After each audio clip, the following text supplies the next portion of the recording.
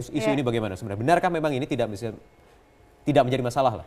Iya, kalau dilihat PKPU nomor 9 tahun 2015 ada revisinya, PKPU nomor 12 tahun 2015 sangat memudahkan calon.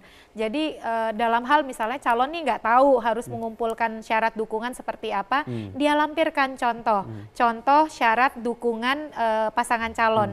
Bedanya adalah kalau kita ikut formulir ini, syarat dukungan itu berupa daftar tabel yang dibuatnya per desa atau kelurahan. Jadi sudah clustering dengan asumsi mengumpulkannya itu per desa per kelurahan, padahal dengan majunya teknologi, lalu juga perkembangan misalnya mal-mal, orang mengumpulkan di mall, sehingga dari berbagai kelurahan kan bisa datang di waktu yang bersamaan.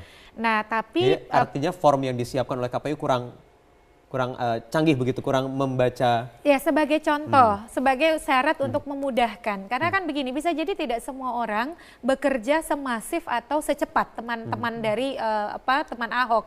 Bisa jadi ada calon yang bekerja ketika KPU baru mengumumkan. Ini loh kalian harus mengumumkan misalnya di DKI 532.213. Baru mereka bekerja datang ke kelurahan-kelurahan. Nah, supaya mudah dikasih contoh formnya. Tapi KPU memikirkan juga bagi orang-orang yang bekerja lebih dulu, tanpa misalnya kemudian merujuk kepada form yang ada, membuat formnya sendiri, tapi tetap harus direkap per kelurahan. Jadi hanya rekapnya saja, rekap per kelurahan, nanti tanda tangannya tidak perlu tanda tangan di tabel, dilampirkan form yang sudah dibuat teman-teman. Tapi artinya ini akan ada kerja double lagi, ada kerja tambahan lagi? Sebenarnya tidak kerja tambahan, karena saya yakin teman-teman juga sudah mengklaster per kelurahan di dalam ininya ya. Jadi nanti setiap calon perseorangan itu menyerahkan dua hal, satu file soft file, satu file hard copy. Nah, yang hard copy ini memang karena verifikasi per kelurahan, jadi dibuatnya pun harus basisnya kelurahan. Nah, sudah siap, sudah diklaster memang? Sudah sangat siap sekali, administrasi kami sudah cukup siap sekali. Form yang sudah masuk nanti akan kami verifikasikan berdasarkan kelurahan masing-masing, kecamatan masing-masing, semua sudah kami siapkan dari bulan Juni, bahkan kami sudah menyiapkan itu semua. Jadi kalau sekarang harus ditambahkan B1 dalam formulir kami dilampirkan nanti, ya kami sudah siap sekali memang. Jadi ini sebenarnya sebuah tantangan, tapi kami sudah menyiapkan dari awal. Sudah menyiapkan dari awal, betul, ya? Artinya memang sudah siap, sadar dengan adanya peraturan KPU ini? Sudah sadar sekali, dan kami santai saja sekarang sebenarnya. Jadi tidak perlu ada yang dipermasalahkan lagi dari formulir ini sebenarnya. Tapi kenapa soal cawagup misalnya? Itu belakangan, tidak dari awal? Nah, benar. Jadi kami konsultasi langsung dengan Pak Ahok, kebetulan di kediaman beliau, dan kita takutkan, memang di teknis tidak diatur seperti itu, tapi masalahnya takutnya ada segi-segi gugatan menambahkan klausul, takutnya ada masalah apa seperti itu. Jadi daripada kita punya waktu yang masih agak cukup lama 3-4 bulan, ya lebih baik kita mengulang. Seperti itulah bahasanya. Jadi ini diulang dari awal ya? Diulang dari awal. Dengan calon yang baru? Betul. Jadi bagaimana Pak? Ini melihat begitu jalan kemudian ada kekhawatiran dan lain sebagainya. Sebenarnya ini peraturannya yang tricky atau bagaimana sebenarnya? Iya, pertama saya kira aturan ini sudah lama dikeluarkan dari tahun 2015. Bahkan sudah digunakan Desember kemarin. Sudah digunakan untuk pilkada serentak gelombang pertama, tidak ada masalah. Bahkan kita punya pasangan calon gubernur independen di Kalimantan Selatan contohnya, walaupun tidak menang, tapi suaranya signifikan nomor 2. Jadi aturan ini sebenarnya pertama ini ya merupakan refleksi bagi teman-teman di teman Ahok. Jangan lupakan regulasi, karena basis kita adalah regulasi. Jadi apapun serangan atau tantangan dari luar, selama pegangan kita regulasi, ini memudahkan kita.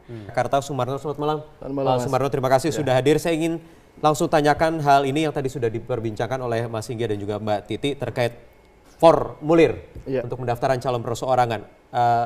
Ada entah siapa yang bermain soal ini, yang menyatakan ini akan mempersulit dan lain sebagainya. Apakah sebelumnya ini sudah disosialisasikan ke teman-teman Ahok? Ya, kalau KPU memang belum mensosialisasikan, Mas, karena memang tahapan kan belum dimulai. Tetapi masyarakat atau siapapun yang akan mencalonkan diri itu bisa mengakses peraturan KPU. Peraturan KPU nomor 9 tahun 2015 itu bisa diakses oleh semua pihak dan sangat gampang sekali. Nah, di situ di lampirannya, di situ ada form B1 KWK perseorangan. Nah, disitulah surat pernyataan dukungan form seperti apa, kemudian semuanya bisa dijelaskan di situ. Dan juga kemudian di dalam pasal-pasalnya juga ada penjelasan. Kalau dia mengisi form yang berbeda dengan formnya KPU nanti juga seperti apa dan sebagainya. Kalau tunggu tahapan dimulai, apakah ini tidak menyulitkan juga calon lain mungkin misalnya karena sekarang udah sudah banyak nama-nama lain yang digadang-gadang akan maju melalui calon perseorangan, misalnya jalur perseorangan. Ya, kan PKPU 9 2016 itu kan sudah lama. Ini digunakan untuk pilkada serentak 2015 kemarin. Jadi sebenarnya bagi mereka yang sudah memantaskan diri untuk mencalonkan dari jalur perseorangan, mestinya memang sudah mencari informasi. Dan di pilkada serentak kemarin tidak ada masalah? Tidak ada masalah. Kenapa gitu. sekarang ramai Jadi kalau memang Pak Sumarno, ya? Ada beberapa tim dari mereka yang mau maju jalur perseorangan itu datang ke KPU, itu kita jelaskan. Tapi kalau mereka yang tidak datang kan kami tidak tahu mau datang kepada siapa, menjelaskan kepada Jadi siapa. Jadi teman Ahok sudah datang ke KPU untuk menanyakan hal ini belum? Sebenarnya belum, tapi kami sebelumnya sudah konsultasi dengan beberapa teman-teman dari KPU dan KPUD seperti itu. Soal kami kan membuat formulir ini sebenarnya sudah 3 kali ganti gitu kan, dari penyesuaian dari nama, nik segala macam, dan akhirnya keluarlah formulir yang memang sekarang kita gunakan kayak gitu. Jadi memang kami belum berkunjung langsung ke KPUD, tapi untuk konsultasi dengan pihak KPU dan KPUD beberapa sudah.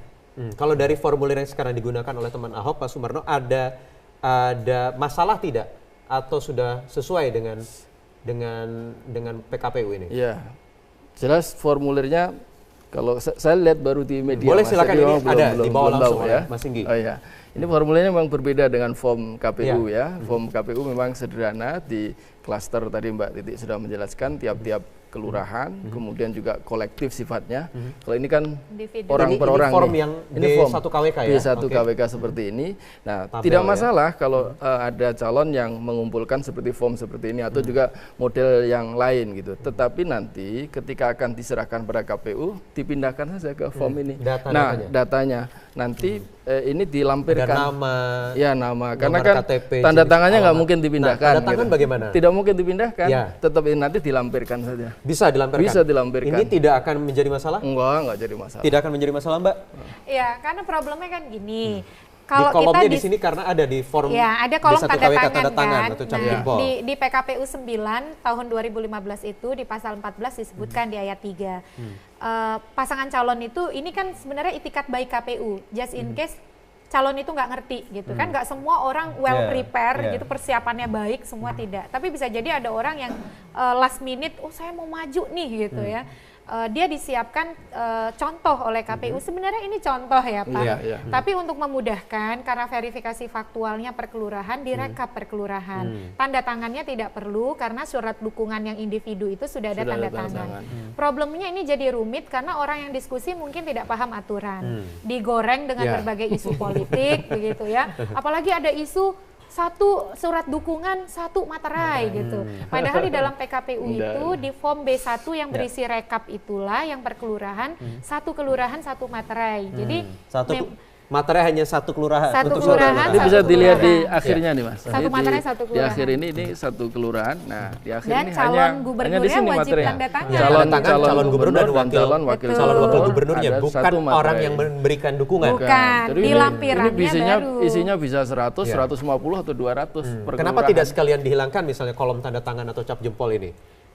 Karena ada juga yang mengisi dengan form begini. Jadi harus ada tanda tangan atau cap jempol. Artinya mengurangi paling tidak ini rentan untuk gugatan dan lain sebagainya misalnya. Ya, kalau ini kan gini, logikanya KPU itu karena verifikasi faktual per kelurahan, maka supaya mudah direkap saja dengan tabel ini per kelurahan. Karena itu ini per kelurahan ya betul. Tapi kalau sendiri-sendiri enggak masalah, dipindahkan datanya, tapi kolom tanda tangan kosong, dilampirkan dengan surat dukungan per kelurahan.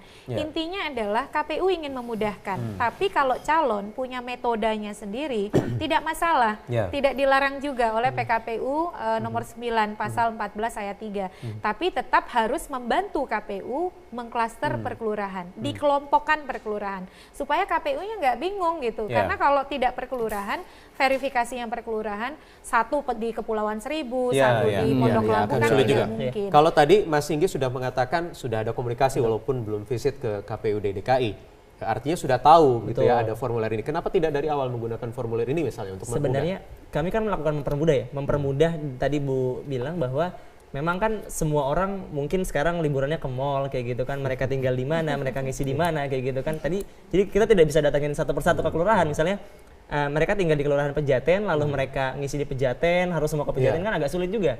Nah, kami cari bagaimana tren begitu ya. Baca tren. Kami bagaimana caranya ya kami ya mempermudah. Caranya bagaimana ya diizinkan juga di pasal 14. Jadi kami lakukan formulir seperti ini kami keluarkan. Sudah dihitung-hitung belum kalau seandainya nanti mencapai target kemudian harus menyalin kembali ke formulir yang disediakan oleh KPU B1 KWK ini berapa waktu lagi lama yang dibutuhkan? Kami sudah jalankannya dari bulan Juni sebenarnya ketika formulir itu masih menggunakan nama calon gubernur saja sebelum nama wakil seperti itu, dan sekarang kami sudah melakukan penginputan data karena sesuai permintaan regulasi itu kan harus ada soft file dan hard copy. Jadi kami sudah lakukan itu dari awal.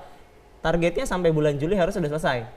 Dari 1 juta yang akan kami kumpulkan rencananya ke KPUD itu kami jadwalkan selesai di bulan Juli dan tinggal kami serahkan ke tinggal tunggu jadwal kapan penyerahannya. Oke, seandainya nanti Juli selesai ada proses lanjutan yaitu proses verifikasi yang ini juga bahkan oleh Pak Ahok sendiri sempat disinggung-singgung, dipertanyakan dan ini pertaruhan bagi KPUD untuk melaksanakan proses verifikasinya.